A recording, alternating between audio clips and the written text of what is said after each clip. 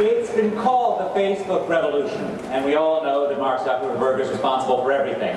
But it wouldn't have happened unless those protesters went to the streets of a city. It wouldn't have happened if they just decided to block Mubarak from their Facebook pages. It actually had to have people on the ground coming together, as people have come together in cities for thousands of years, forcing political change by direct action in cities. It's an example of something that's happening throughout the world, which is that new technologies, globalization, the ability to effortlessly telecommunicate across the world is making cities more, not less important. In a sense, that's something of a surprise.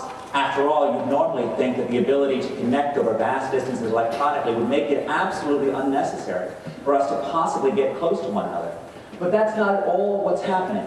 If you go back 35 years ago to the days of my childhood in New York City, it looked as if not just President Ford, but history itself was telling New York and all of America's older cities to drop dead. It looked as if these places had been passed over into the trash heap of history. After all, they're great industries. Garment production in New York, automobile production in Detroit, had been made largely irrelevant by the ability to make garments in cheaper, far-flung places throughout the world. Manufacturing jobs fled, and it looked as if these places had completely lost their raison d'etre. In some places, people also left from colder places to warmer places because of this decline in transportation costs. Americans followed the sun, and no variable better predicts urban growth in the 20th century than January temperature. Moreover, many older cities had done an incredibly foolish thing in response to this decline, which is that they had built more infrastructure. They decided that what a city needed, despite the fact that it had an abundance of cheap housing and lots of empty roads, was more physical stuff. This is Detroit's people mover, a monorail that glides over essentially empty streets. What utter nonsense is this? The last thing a place that has an abundance of structures relative to people needs is more structures. But today, cities are back. This shows the relationship between metropolitan area size and output per worker. If all of America became as productive as the New York City area, national GDP would rise by 43%. The rise of cities is even more evident in the developing world, where we've just recently passed the mark where more than 50% of the world lives in cities. And that's a good thing, too, as in average in cities and countries where urbanization is over 50%, GDP per worker is 4 times as large as in those countries where GDP is less than 50%. That doesn't mean that cities naturally make you wealthier, but it does mean that cities are part of the development process. Now, if new infrastructure didn't create turnarounds in places like Detroit, what did? How did New York come back? How did Boston come back? The basic process, the basic resolution to the paradox of why the death of distance has made proximity more valuable is what globalization and new ideas have been, and new technologies have done is they've increased the returns to being smart. They made it more valuable to have a new idea because you can sell that idea on the other side of the planet, because you can figure out ways to supply your new idea with things across the globe. And cities work by channeling the most basic and important human talents, the ability to learn from people around you. We come out of the womb with a remarkable ability to learn from our parents, from everyone around us. We have senses, we have talents, which enable us to learn from people who are close to one another. Now, it's true that we can certainly learn things by computer, but the most intense things, the most important things, are communicated face to face. These new technologies aren't killing cities for the same reason that they're not killing Harvard. Right? This is what we do every day in this university. We exchange ideas and knowledge by being close to one another, by channeling this basic human ability to learn from being next to each other. In part, it's because this closeness enables us to communicate, to figure out the most difficult thing in teaching is figuring out not your subject, but what the people you're listening to, you're talking to, are actually hearing.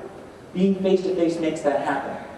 Cities also transmit knowledge through happenstance occurrences, through the insights that a young worker on Wall Street or in Silicon Valley is going to get by seeing smart people around him succeed, or seeing dumb people around her fail. Either way, you're learning something, whether or not it's good or bad. What you're looking at here is, of course, the city writ small. It's Michael Bloomberg's bullpen. He got this idea from the trading floor at Salomon Brothers that he used to run. And one of the interesting things about trading floors or bullpens is that these are some of the richest people in the world who can afford some of the largest offices. But what they choose is proximity. They choose, instead of like faculty members to lock themselves behind doors where they can be alone. They choose to be right on top of each other, where they can learn as much as they possibly can. And that learning is what makes them productive. Bloomberg himself is, of course, an example of what cities do at their best, which is taking ideas from one industry and fusing them into another. He's an IT entrepreneur, but he came out of finance. And he was able to succeed as an IT entrepreneur because he knew things that no software engineer in Silicon Valley knew. He knew what the people at Merrill wanted. He knew what his customers for his terminals wanted. The importance of ideas in city growth shows up statistically. It shows up in the fact that the one variable that predicts which older, colder cities can manage to come back is skills. What you're looking at across the x-axis is the share of the population with a college degree in 1970. What you're looking at across the y-axis is how fast population growth has been. This is the relationship between income and skills across metropolitan areas. As the share of the population in your metropolitan area with a college degree increases by 10%, your wages go up by 8%, holding your skills constant. This is because we are a social species and we get smart by hanging out with other smart people. That's fundamentally how cities work. Small firms are also part of urban sixth sense. Now, the result of urban turnarounds, the result of the urban cities' tremendous power, is that they actually also attract large numbers of poor people. It's often thought that urban poverty is a sign that cities are failing, but it's not. Urban poverty is actually a sign of urban success because cities don't make people poor, they attract poor people. They attract poor people with economic opportunity and the prospect of getting around without a car for every adult. Some of my work that's discussed in this book of mine shows that actually when you build a subway stop in an area, that area gets poorer. That doesn't mean that the subway stop isn't making people poorer in any way. It means that it's actually providing the ability to get around without a car. Of course, cities' urban poverty creates enormous challenges. These challenges require huge investments, like the Croton Aqueduct, which actually brought clean water to New York and helped New York change from a place where 110 years ago, a child born in New York City could expect to live 7 years less than a child born elsewhere in the nation. Today, life expectancy is longer in New York. Among young people, that's fueled by lower suicide rates in New York and much lower rates of motor vehicle accidents. This is the decline in pestilence in New York. These downsides of density also show up in terms of congestion and crime. And while water required an engineering solution, congestion doesn't seem to be fixable by roads. It requires pricing, which is what you see in Singapore. Because if you just build more roads, people drive more. It's called the fundamental law of traffic congestion.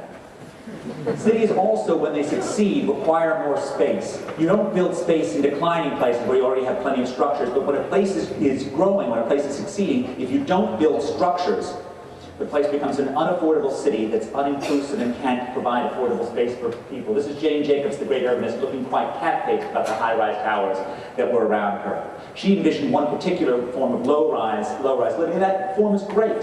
But cities also need to have the freedom to move on, to provide space for people to come. And too often when we enact an excess of preservationist laws in cities or other forms of land use controls, we privilege the past at the expense of the future. And we make places like Boston unaffordable to people who want and need to come there. This problem is even more severe in the developing world. Let me end with a story about another advantage of living in cities. This is a story about a young Harvard graduate, who've already heard him mentioned here today, who went for a walk, who went for a picnic, went to do some fishing in the woods outside of Concord in 1844. The fishing was good. There hadn't been much rain lately, and as a result, he caught a lot of fish. And he took the fish, and with his friend, they made a chowder. The wind flicked the flames in the nearby tall grass, which was fairly dry, and a fire started. The great conflagration spread, and soon there was an inferno which had taken down 300 acres or more of prime Concord woodland. This person, of course, was castigated during his era as a great enemy of the environment, quite understandably. He was called a flibbertigibbet by the Concord freemen, which is, of course, damning words indeed. Of course, this man is now the secular saint of modern environmentalism, Henry David Thoreau. And of course, the point about Thoreau is that no Bostonian that I know of in the same time period did as much damage to the environment as he did. That in fact, his life illustrates a central point about the environment. We are a destructive species. And if you love nature, stay away from it. And that's really the point about cities, that in fact cities are far greener than suburban or rural areas. This is a map of my estimates of carbon emissions by location within Greater Boston. And carbon emissions are far lower in dense urban areas for two reasons. This is holding income and family size constant, both because people in cities drive much less, and because people in cities inhabit smaller spaces, which are consequently associated with less electricity. and less home heating use as well.